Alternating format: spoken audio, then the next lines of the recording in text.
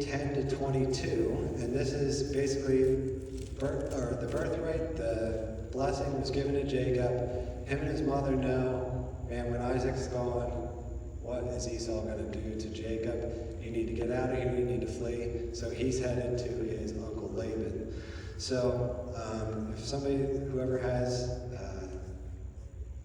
28, Genesis 28, 10 to 22, nice and loud, please. Jacob left Beersheba and set out for Haran. When he reached a certain place, he stopped for the night because the sun had set. Taking one of the stones there, he put it under his head and lay down to sleep. He had a dream in which he saw a stairway resting on the earth, with its top reaching to heaven, and the angels of God were ascending and descending on it. There above it stood the Lord, and he said, I am the Lord, the God of your father Abraham, and the God of Isaac. I will give you and your descendants the land on which you are lying.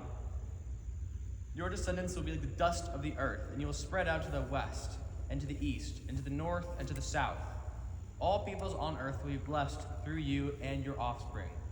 I am with you and watch over you wherever you go, and I will bring you back to this land. I will not leave you until I have done what I have promised you. When Jacob awoke from his sleep, he thought, surely the Lord is in this place, and I was not aware of it. He was afraid and said, how awesome is this place! This is none other than the house of God. This is the gate of heaven. Early the next morning, Jacob took the stone he had placed under his head and set it up as a pillar and poured oil on top of it. He called that place Bethel, though the city used to be called Luz. Then Jacob made a vow, saying, if God will be with me and will watch over me on this journey I am taking, and will give me food to eat and clothes to wear, so that I return safe to my father's household, then the Lord will be my God, and this stone that I have set up as a pillar will be God's house, and of all that you give me, I will give you a tenth. All right, so Jacob's on his way to his uncle Laban, and he lays down and sleeps and has this dream. And it's cool to get the opportunity to teach sometimes, because you dig further into this stuff and you learn things you never knew before, and there's neat things that come out. So anyway, this dream that Jacob has, this stairway to heaven that he sees with angels ascending and descending from this stairway to heaven. I didn't really understand what that is or what that's all about, but I was very interested to learn that this stairway to heaven was referenced later by Jesus when he's calling his disciples, when he calls Nathanael, or also known to be Bartholomew. So if somebody has John 1, 47 to 51, if you could read that nice and loud. When Jesus saw Nathanael approaching, he said of him, here truly is an Israelite in whom there is no deceit. How do you know me? Nathanael asked. Jesus answered, I saw you while you were still under the fig tree before Philip called you. Then Nathanael declared, Rabbi, you are the Son of God, you are the King of Israel. Jesus said, you believed because I told you I saw you under the fig tree. You will see greater things than that. He then added, very truly I tell you, you will see heaven open and the angels of God ascending and descending on the Son of Man. All right, so Jesus references this part of Jacob's story, and when he's calling Nathanael or Bartholomew to be a disciple, tells him that he's going to see this vision of angels ascending and descending on the Son of Man. So the way that we're looking at this is that this dream for Jacob is really an invitation. The stairway to heaven, the stairs represent Jesus. He is our only way to God. And this is an invitation for Jacob in this dream to begin to start his relationship with the Lord. God's inviting him into a relationship. And it's very interesting to read this. I'm going to read, starting verse 33. When the Lord, in that story, when the Lord when he's talking to Jacob, he says, I am the Lord, the God of your father. I'm going to emphasize some words here. I am the Lord, the God of your father Abraham, and the God of Isaac. I think it's interesting that he didn't mention that I'm your God yet. I'm the God of your father Abraham, and I'm the God of your father Isaac. But he doesn't mention yet that I'm the God of you, that I'm your God. So apparently Jacob has not chosen him yet. And I'm going to emphasize some words. I will give you and your descendants the land on which you are lying. Your descendants will be like the dust of the earth, and you will spread out to the west and to the east and to the north and to the south. All peoples on earth will be blessed through you and your offspring. I am with you and will watch over you wherever you go, and I will bring you back to this land. I will not leave you until I have done what I have promised you. I emphasize a lot of wills, and what I want to pull out of this is that this promise to Jacob is not conditional on what Jacob does. God has a calling and a purpose for Jacob's life, and it's not dependent on Jacob and what he does. God will carry out his call on Jacob's life, regardless of what Jacob does. And then it's interesting, again, to hear Jacob's response. Then Jacob made a vow saying, if God will be with me and will watch over me on this journey I'm taking, and will give me food to eat and clothes to wear, so that I return safely to my father's household, then the Lord will be my God, and this stone that I've set up as a pillar will be God's house.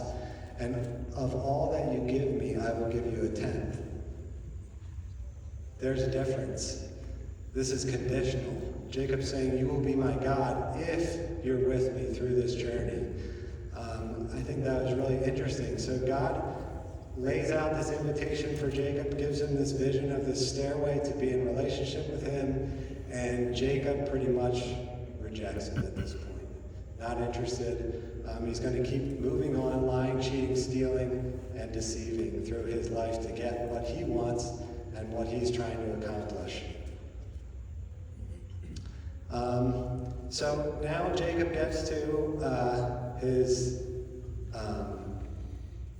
uncle Laban, or his father-in-law, and he gets there and he falls in love with Laban's daughter Rachel, and wants her for his wife. So he and Laban agree that he will work for 7 years for him, and then he can have Rachel as his wife. If someone can read Genesis 29, 21 to 25. Then Jacob said to Laban, give me my wife. My time is completed, and I want to make love to her. So Laban brought together all the people of the place and gave a feast. But when evening came, he took his daughter Leah and brought her to Jacob. And Jacob made love to her. And Laban gave his servant Zilpah to his daughter as her attendant. When morning came, there was Leah. So Jacob said to Laban, what is this that you have done to me? I served you for Rachel, didn't I? Why have you deceived me? Why have you deceived me? This is interesting. The tables are turning on Jacob, and he's now the one being deceived, getting a little taste of his own medicine. Jacob goes and he wants to marry Rachel. Laban tricks him and ends up having him marry Leah, the older sister. Says, hey, that wasn't very nice of me. I'm sorry, but in our culture, my oldest daughter gets married first. You may also have Rachel, but you're going to have to work for another 7 years. So a week later, he gives him Rachel, and then he's got to work for another 7 years for his uncle, father-in-law. So it's just interesting that God's kind of like poking at Jacob maybe a little bit and giving him a little bit of taste of his own medicine. And then for the sake of time, I'm just going to summarize a few of the next chapters here. We're going to get to Jacob's, his next dream or his wrestle with God pretty shortly here. So Genesis 30, Jacob and his wife basically have a fertility contest between the two of them. You can imagine that with two wives, there's a lot of contest, there's a lot of trouble, and I'm sure it wasn't easy for Jacob either, but they were battling each other in this fertility contest. And they got this idea that they could conceive more likely or better with mandrakes by the bed, which is like a plant. I can give you the full story of that.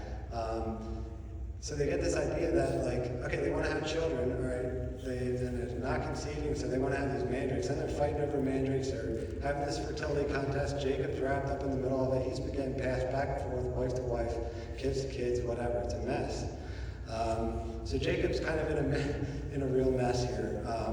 Anyway, but they get this idea of these mandrakes, like they can, as if they can control their own destiny, as if they can deceive their bodies, as if they can make things happen that they want for their own good. But if you remember, back in God's blessing, he told Jacob, you're going to have many, many descendants. But yet he didn't really trust that promise, obviously, because now he's trying to find plants and weird things to stick by the bed to make sure that they have children. So he's not paying attention. But they do have children because, like I said, God's promise is unconditional. It's not dependent on Jacob. It's God's plan for what he has for Jacob's life. So they do have kids. They think they're tricking the system. They think they're working the system by having these mandrakes by the bed, and it's working. Then Jacob and Laban, he gets to the end of his 7 years, and they're trying to figure out, okay, well, kind of want to be done working for you, but how are we going to split up the flocks now and all this stuff? Long story short, Jacob figures out a way to make the sheep and goats turn into something unique, spots, stripes, whatever. And the way he does that is by stripping bark off of tree branches and setting them by the goats and stuff as they mate, and is determined that he is determining his own fate. He's building a flock, a family, and things like that by his own power. He's tricking the system, and he figured it out. But really, ultimately, we know God is going to bless him with lots of different things, but he thinks he's doing this himself. So he thinks he has it all figured out.